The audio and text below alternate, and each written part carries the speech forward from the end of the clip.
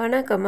கல்யாணம் சரியில்ல. சமையல் கட்டில வந்துட்டு ஆம்பளைங்கலாம் சமையல் பண்ண பார்க்குறாங்க. எதுவும் தெரியல. அதனால சூர்யா மகாலட்சுமி கிட்ட வராரு. வந்து சொல்றாரு, சமையல் கட்டில எங்களுக்கு என்ன பண்ணணும்னு தெரியல, எப்படி செய்யுதுன்னு தெரியல. வீடியோ செஞ்சு பார்க்கலான்னா கூட அதை பார்த்துட்டு பொருளுங்களாம் எங்கே எது இருக்குதுன்னு தெரியல, எங்கே இருக்குதுன்ட்டு அவர் கேட்குறாரு. அதுக்கு இவங்க அதை ரெக்கார்ட் பண்ணி கொடுத்து அனுப்புகிறாங்க.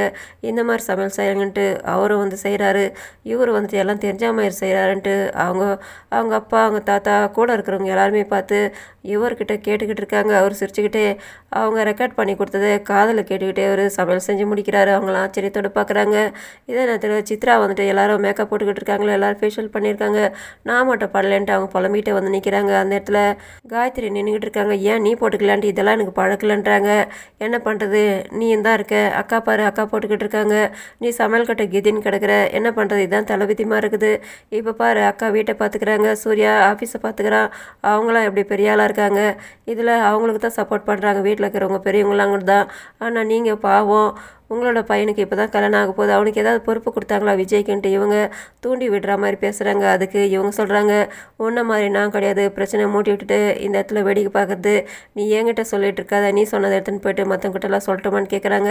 நான் என்ன அப்படி பெருசாக சொல்லிட்டேன், இருக்கிறது தானே சொன்னேன், உனக்கு வேணாம், நான் பிடிக்கலாம் விடுன்ட்டு அவங்க சொல்கிறாங்க. இந்த மாதிரி சண்டை மூட்டி விட்டு வேடிக்கை பார்க்குற வேலை வச்சுக்காதீங்கன்னுட்டு இவங்க சொல்கிறாங்க.